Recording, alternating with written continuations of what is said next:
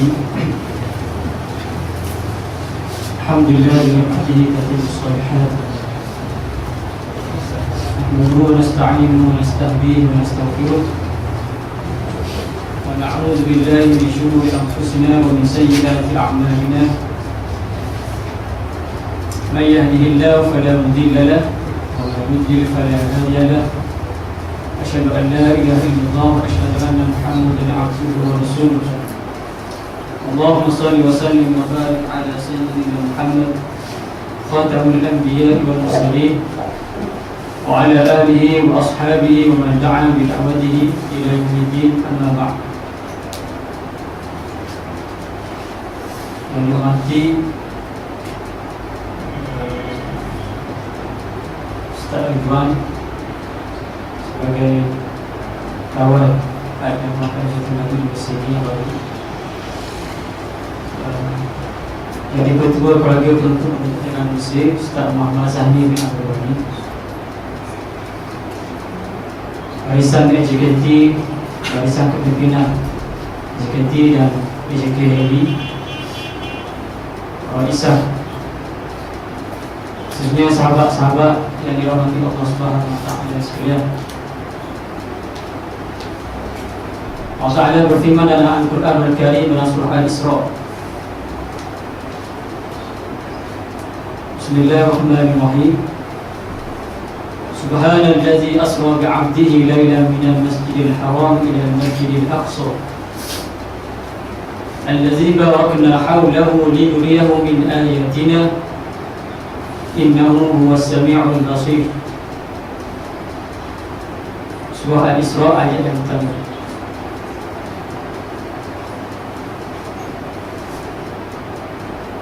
Allah Ta'ala berfirman yang bermaksud Maha Suci Allah,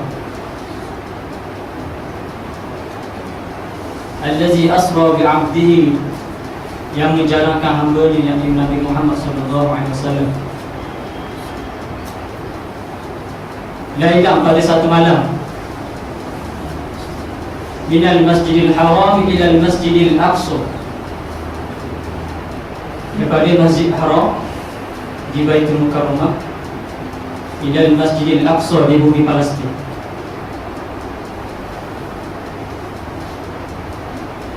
Allazi barakna hawlahu, allazi barakna hawlahu,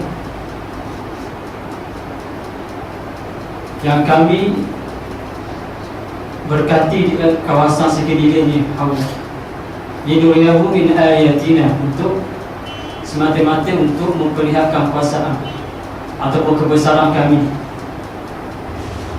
daripada ayat-ayat kami. Innahu huwas sami'ul basir, sesungguhnya Allah Subhanahu wa taala itulah dialah yang Maha mendengar lagi Maha.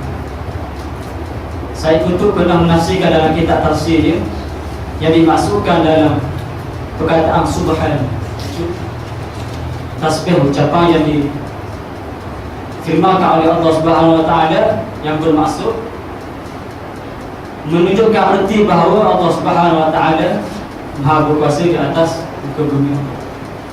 Mana mungkin ciptaannya ataupun makhluknya, yakni bumi yang Allah Subhanahu wa taala, ia berkuasa ke atas sesuatu, dia mencipta sesuatu, bahkan dia tidak mampu mentakdir. Dan saya Qutb kata perkataan dimulakan oleh surah Al-Isra dengan perkataan tasbih, yakni subhanallazi asra, menunjukkan kekuasaan Allah Subhanahu wa taala lebih daripada kemampuan manusia itu sendiri, iaitu makhluk Allah Subhanahu. Kata abdihi disebut oleh Syekh Qutb menafsirkan bahawa abdihi itu menunjukkan ditakrimi Nabi Muhammad SAW, iaitu yang pertamanya ditakrimi untuk memuliakan Nabi Muhammad SAW. Dan ikut perkataannya, abdi itu hamba, sangat menghina. Tapi dikaitkan dengan perkataan abdi dengan peristiwa Isra al-Mi'raj, bahawa Nabi Muhammad SAW insan yang mulia, insan yang dipilih oleh Allah Subhanahu wa taala. Satu-satu pilihan Allah SWT di atas muka bumi Nabi Muhammad SAW. Berbeza dengan Nabi-Nabi terdahulu, Nabi Adam, Nabi Ibrahim, Nabi Musa AS dan seterusnya.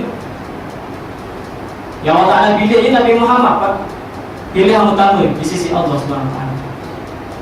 Maka menunjukkan kemuliaan, di sana menunjukkan kemuliaan pada Nabi Muhammad SAW. Bahkan ulama lain, riwayat ada tafsir lain bahawa ditasbih Nabi Muhammad SAW untuk kata ditasbih untuk mengukuhkan kenabian dan juga kerasulan Nabi Muhammad SAW. Dan yang ketiganya ada disebut isti'dadi al-kubra, untuk menunjukkan kepada Nabi Muhammad SAW untuk menguji supaya Nabi Muhammad SAW ni insan yang betul-betul bersedia dia sudut kekuatan jasmani dan juga rohani. Lepas tu kita dalam musibah atau imtihan ni, jangan kita ambil dia sambil lain dua je tak? Dan dengan pelajaran kita dalam juga akademik kita, kita kena istiqdad al-quwah setiap ada sudut ilmu kita ke, ibadah kita ke, semua sudut, maka kena wajib kita istiqdad al-quwah. Peristiwa Nabi Muhammad SAW diisrakan, dimi'rajkan. Diisra bermula Baitullahil Haram, daripada Masjidil Haram hingga ke Masjidil Aqsa, dipanggilkan Isra. Dan Mi'raj daripada Masjidil Aqsa hingga ke Sidratul Muntaha, Isra dan Mi'raj. Maka kita tahu dah cerita peristiwa Isra dan Mi'raj ni bermula dalam keadaan Nabi Muhammad SAW itu dijemput oleh Malaikat Jibril AS dalam keadaan sedar Nabi Muhammad SAW diisrakan dan dibuatkan. Ada ulama bahas, ada ulama berpendapat bahawa Nabi ini ketika mana diisrakan dan dimi'rajkan dalam keadaan tidak sedar, iaitu dalam keadaan ruh, tanpa jasad. Bahkan ulama memperkuatkan lagi dengan dalil-dalil yang di dalam Al-Quran Karim juga hadis, bahawa Isra dan Mi'raj Nabi Muhammad SAW ni dalam keadaan sedar, bukan dalam keadaan tak sedar. Yang bermaksud sedar tu, roh dan jabat dasar sama sekali dengan perjalanan Isra dan Mi'raj. Bermula Nabi Muhammad SAW di rumah, dibawa oleh Malaikat Jibril AS daripada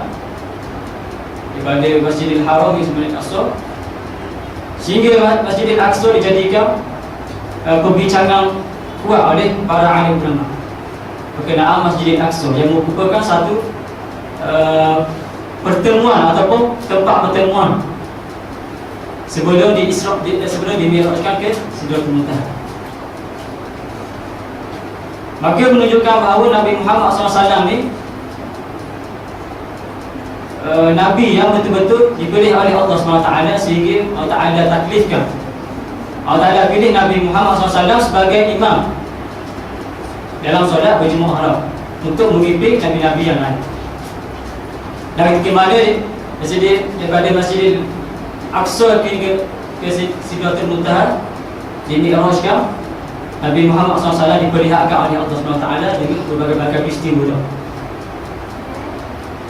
Lepas tingkat yang pertama berjumpa dengan Nabi Sulaiman, Nabi Ibrahim dan sebagainya lah.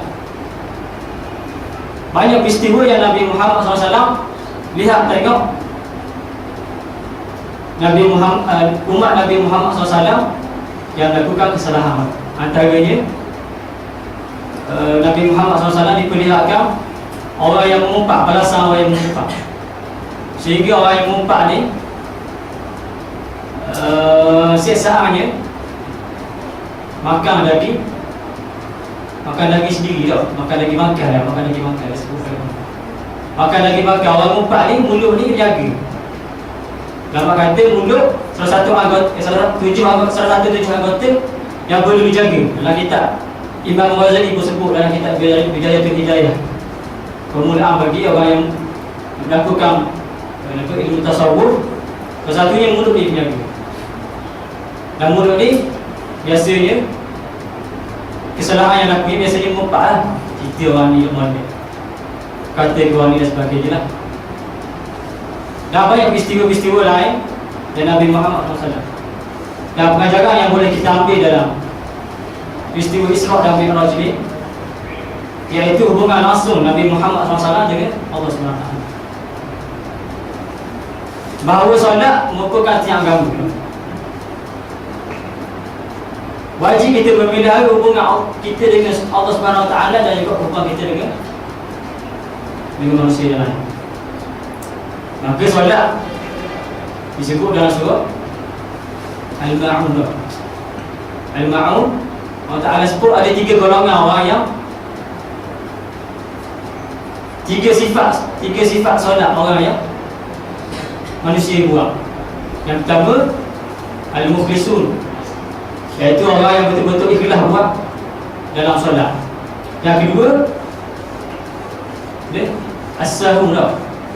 Sahun orang yang lalai.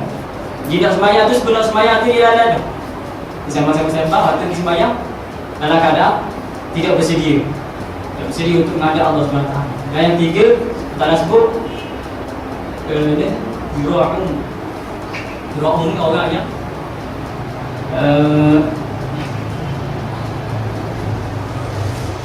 orang yang sembahyang bukan niat takut Allah SWT, iaitu niat selain Allah Ta'ala, niat nak tunjuk ke orang bahawa dia ni sembahyang, dia ni ikhlas, dia sembahyang waktu. Sedangkan dia nak tunjuk ke orang lain, dia ni orang yang tak. Jadi yang Allah Ta'ala sebutnya, yang betul-betul yang dikendaki oleh Allah SWT, iaitu Al-Mukhlisin. Hunafa aw yuqimu solat, surah Al-Bayyinah. Wa ma umiru illa liya'budullaha mukhlishina lahu-d-din. Iaitu kita kena sentiasa ikhlas dalam ibadat kepada Allah. Bahkan sebelum peristiwa Isra dan Mi'raj, Nabi Muhammad SAW ditipu dengan tahap kesedihan, al-hizn, iaitu tahap kesedihan. Ketika mana Nabi Muhammad SAW sebelum di Isra dan Mi'raj kan, Nabi pada tahun itu Nabi ditipu kesedihan dengan kematian isteri baginda Nabi Muhammad SAW, Siti Khadijah dan juga Abu Saudara Abu Talib. Hikmah yang Allah Ta'ala tunjukkan bahawa diberi ujian kepada Nabi Muhammad SAW ni, sebelum diberi gembira disebutkan di Mi'raj, Ta'ala bagi Nabi Muhammad SAW ditipu kesedihan dengan kematian. Dalam sedih, tipe kesedihan. Lepas tu kena ujian pula ketika mana Nabi Muhammad SAW nak berdakwah ke bumi Taif, bumi Taif, sehingga kaum di Taif tidak terima dengan kedatangan Nabi Muhammad SAW dengan tempat dan sebagainya lah. Kita ingat cerita tu. Cuma yang boleh kita ambil pengajarannya, menunjukkan bahawa dalam situasi perjuangan nak bawa agama Islam ni ada menuh dan tribulasi. Sebab Allah Ta'ala sebut, Nabi Muhammad SAW sebut, akan ada satu golongan orang yang betul-betul beriman agama Allah SWT sehingga capai hajat. Maka tidak peliklah kita sebagai seorang yang mengaji agama, yang sehari belajar kitab, turus kitab dan sebagainya, dengan belajar dengan para masyayikh dan sebagainya, maka wajib kita ambil pupuk kekuatan kita untuk bawa agama Islam supaya dapat Islam masyarakat kita.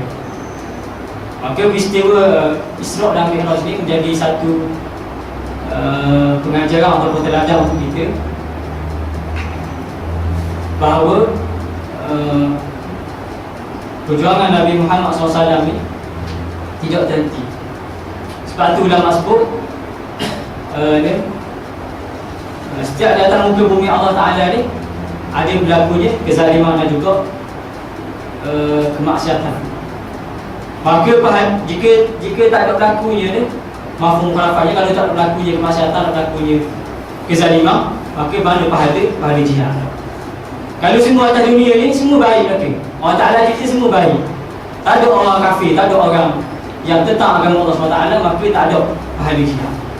Maka hikmah Allah Ta'ala letak ada Allah Ta'ala ada, ada kudus Allah Ta'ala ni, ada yang Allah Ta'ala reda, dan juga ada Allah Ta'ala reda. Maka peranan kita untuk menentang kezaliman, menentang kefasadan, kemusnahan ni, wajib kita untuk berani supaya terdapat pahala Allah SWT. Kalau tak ada kezaliman, tak ada lah ni pahala jihad tak. Sebab tu jihad ni salah satu bab dalam kitab fiqh. Maka wajib kata kita mau agama Allah SWT ni dengan sungguh-sungguh, dengan berlandaskan Al-Quran dan Sunnah lah. Maka itu boleh kita ambil sempurna dengan istiwa Isra Mi'raj yang berlaku pada 27 Rejab. Banyak kafir yang lama pada kata yang lain, tapi soalnya muncul sehingga dirakamkan dalam Al-Quran bahawa menunjukkan bahawa peristiwa yang paling penting supaya mujizat dari mujizat apa Nabi Muhammad SAW. Salah satu mujizat Nabi lah peristiwa Isra dan Mi'raj yang tidak berlaku pada Nabi-Nabi yang lain. Terus kalau bilang untuk kita tak sekiranya kita pada Nabi semua ada orang bersirak. Jadi moga-moga dengan peringatan kita pada Nabi yang ambil tiba dalam pengajaran dengan peristiwa Isra dan Mi'raj ni, dan sahabat-sahabat boleh baca lah dalam kitab-kitab yang lain, boleh hadam lagi kitab ni supaya kita timba ataupun kaji balik sirah Nabi Muhammad SAW. Sebab sirah ni mengingatkan peristiwa kalender Jawa Islam dan juga menguatkan iman kita tentang perjuangan Nabi Muhammad SAW. Aku masalah itu masalah Al-Azim. Assalamualaikum warahmatullahi wabarakatuh.